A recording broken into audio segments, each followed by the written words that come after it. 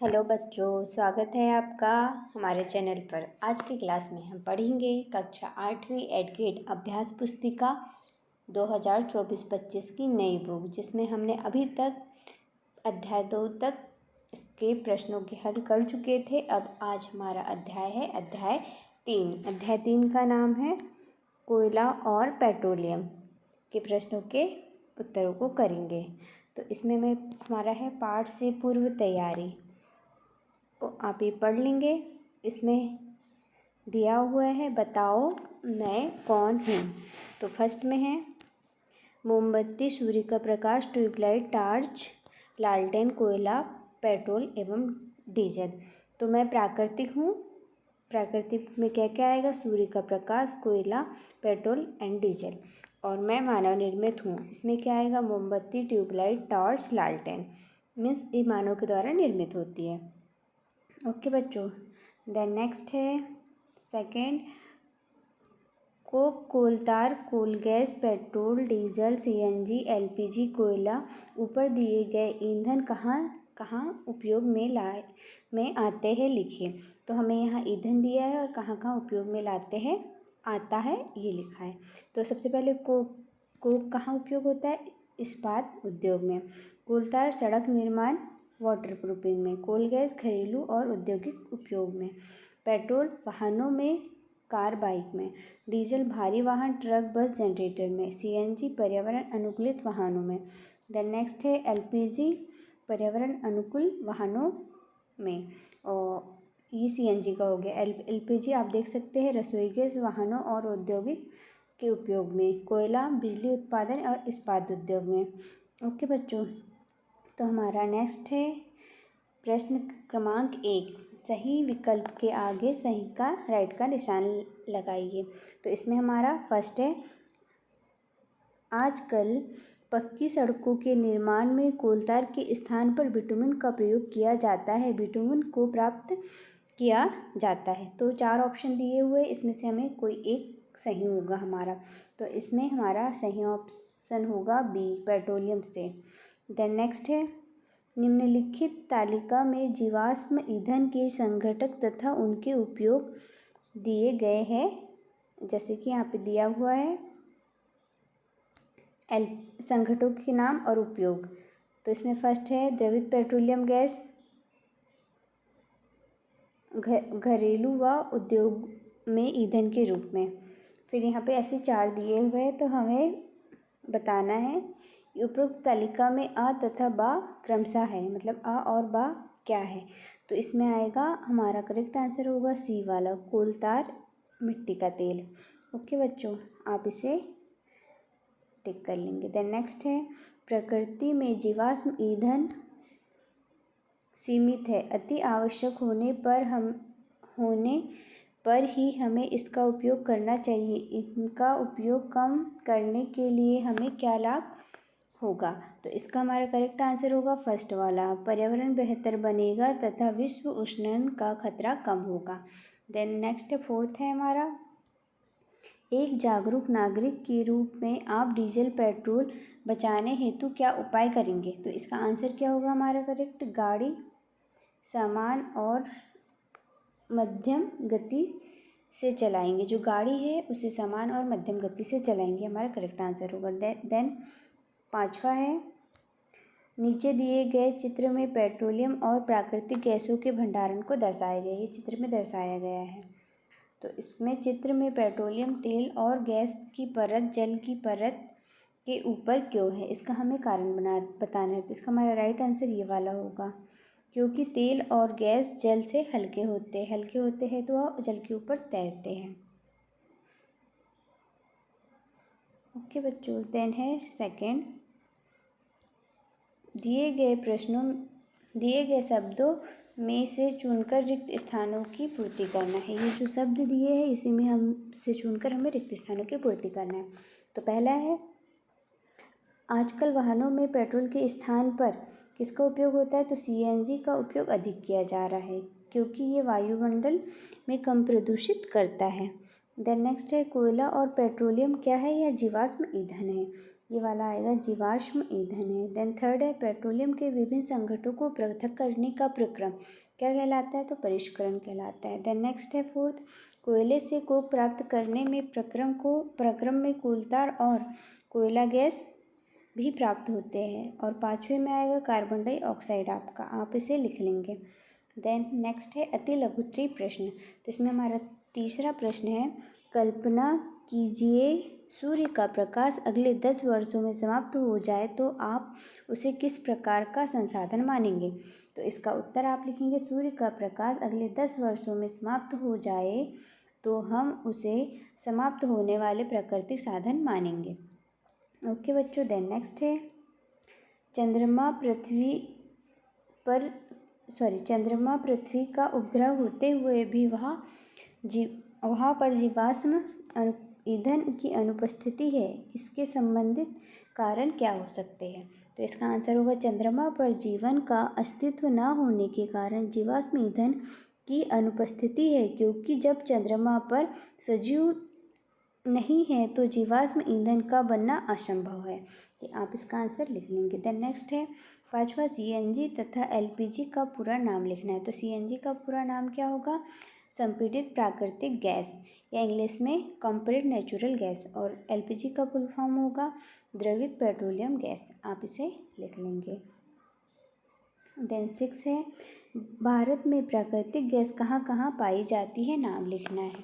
तो इसका आंसर है भारत में प्राकृतिक गैस के विशाल भंडार है। हमारे देश में प्राकृतिक गैस त्रिपुरा, राजस्थान, महाराष्ट्र और कृष्णा गोदावरी डेल्टा में पाई जाती है। अगला प्रश्न हमारा 7वां है, यदि हम अपने प्राकृतिक संसाधनों का निरंतर उपयोग करते रहे तो क्या होगा। तो इसका आंसर है सभी प्राकृतिक संसाधन का उपयोग करते रहने से एक समय ऐसा आएगा कि वह संसाधन समाप्त हो जाएंगे। तो ये हुए हमारे लघु उत्तरीय प्रश्न अति। अब अगला है लघु उत्तरीय प्रश्न, जिसमें है हमारा 8वां प्रश्न। 8वां प्रश्न है हमारे दैनिक जीवन में प्राकृतिक गैस का क्या महत्व है। तो आंसर है हमारे दैनिक जीवन में प्राकृतिक गैस के निम्न महत्व है। सबसे पहला, घरों और कारखानों में सीधा जलाया जा सकता है। दूसरा है वाहनों में ईंधन के रूप में उपयोग किया जा सकता है। तीसरा है यह सस्ता, सरल उपयोग व प्रदूषण रहित है। ओके बच्चों, आप इसे लिख लेंगे। देन अगला है, भूजों ने अपने घर के बगीचे में कुछ मृत पेड़ पौधों को गहराई से मिट्टी में दबा दिया। क्या ये मृत पेड़ पौधे कुछ वर्षों में कोयले में रूपांतरित हो जाएंगे, स्पष्ट कीजिए। यदि हाँ तो और यदि नहीं तो क्यों। तो इसका हमारा आंसर होगा नहीं, ये मृत पेड़ पौधे को रूपांतरित नहीं हो सकते, क्योंकि कोयले में रूपांतरित होने के लिए आवश्यक उच्च ताप एवं उच्च दाब प्राप्त नहीं कर पाते हैं और पृथ्वी को उतनी गहराई में नहीं दबाया जा सकता। ये हुआ हमारा 90 का आंसर। देन है 10वां या 10th क्वेश्चन, पेट्रोलियम के विभिन्न घटकों के नाम तथा उनके उपयोगों को सूचीबद्ध कीजिए।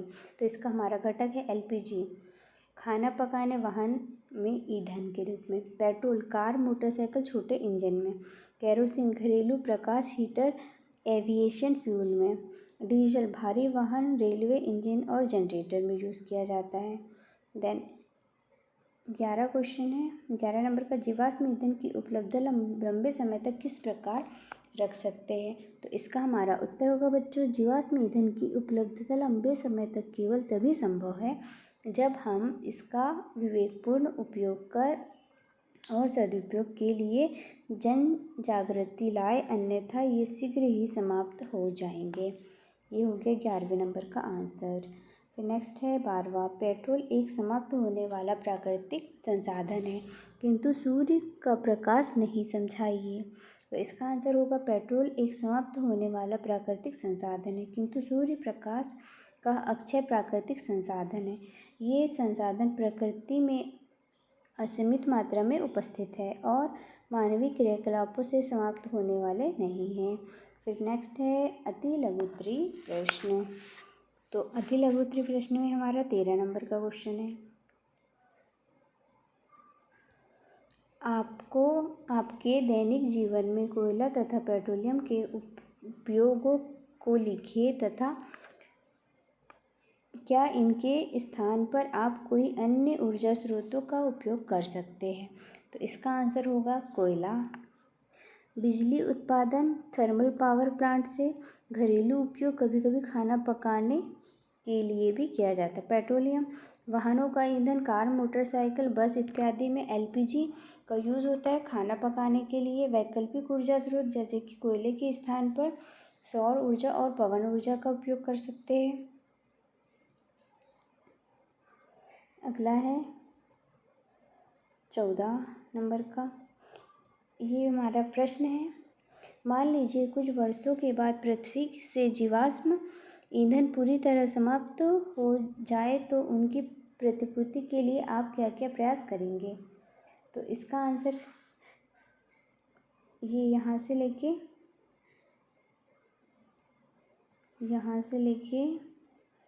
यहाँ तक है। आप इसे अपनी बुक्स में या नोटबुक में नोट कर लेंगे। देन नेक्स्ट है 15 नंबर का, पेट्रोलियम का निर्माण किस प्रकार होता है, लिखिए। तो इसका आंसर है पेट्रोलियम का निर्माण समुद्री जीवों और पौधों के अवशेषों के लाखों वर्षों तक उच्च तापमान और दबाव में बदलने से होता है। ये अवशेष समुद्र के तल में दब जाते हैं और समय के साथ जैविक और रासायनिक प्रक्रिया के माध्यम से तेल और गैस में परिवर्तित हो जाते हैं। ये हो गया 15 का आंसर। देन नेक्स्ट हमारा प्रोजेक्ट है। प्रोजेक्ट में बोला है अपने घर के जनवरी से दिसंबर माह तक के बिजली के बिलों को एकत्र कीजिए तथा दी गई तालिका को पूर्ण कर नीचे दिए गए प्रश्नों का उत्तर लिखिए। तो हमने जनवरी से लेकर दिसंबर तक की ऊर्जा की खपत यूनिट और व्यय राशि लिख लिया है, आप इसे देख लेंगे। इसका पहला प्रश्न है किन किन माह में बिजली बिल की राशि कम आई है। तो आप यहाँ से देख लेंगे किस किस में कम आई है। तो इसमें है फरवरी, सितंबर, अप्रैल और अक्टूबर। फिर दूसरा है किन माह में बिजली का व्यय अधिक हुआ है। तो किस में हुआ है, जून और दिसंबर में। अगला है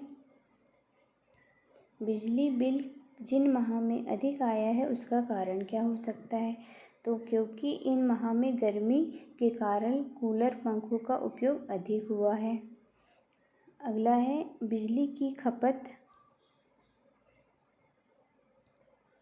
कम करने के लिए आप क्या क्या प्रयास करेंगे। तो इसका आंसर होगा बिजली से चलने वाले उपकरणों का सीमित उपयोग करेंगे।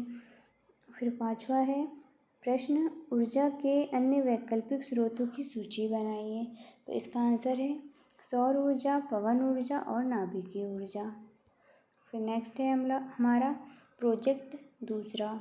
इसमें पूछा है आपसे ईंधन के संरक्षण के लिए नारे लिखे और पोस्टर बनाएं। तो ईंधन के संरक्षण के हमें एक साइड नारे लिखना और एक साइड पोस्टर बनाना है। तो इसमें आप देख सकते हैं सबसे पहले साइकिल चलाओ ईंधन बचाओ। तो ये साइकिल चलाने वाले का चित्र बना है, आप अपने अकॉर्डिंग एक अच्छा सा चित्र बना सकते हो। देन नेक्स्ट है पवन ऊर्जा अपनाओ ईंधन को बचाओ, मतलब पवन के द्वारा ऊर्जा प्राप्त करके ईंधन बचा सकते हैं। देन है सौर ऊर्जा का करो उपयोग, ईंधन का ना करो दुरुपयोग। तो बच्चों यह अध्याय आपका कंप्लीट हुआ। ये था हमारा तीसरा अध्याय। आगे के अध्याय अगर से आपने नहीं देखे हो तो हमारे प्लेलिस्ट में जाकर अध्याय 1 और 2 8वीं क्लास विज्ञान विषय का डला हुआ है, आप वहाँ से जाकर देख सकते हो। अगर से आपको हमारा वीडियो अच्छा लगता है तो इसे लाइक, शेयर और सब्सक्राइब कीजिए। थैंक यू बच्चों।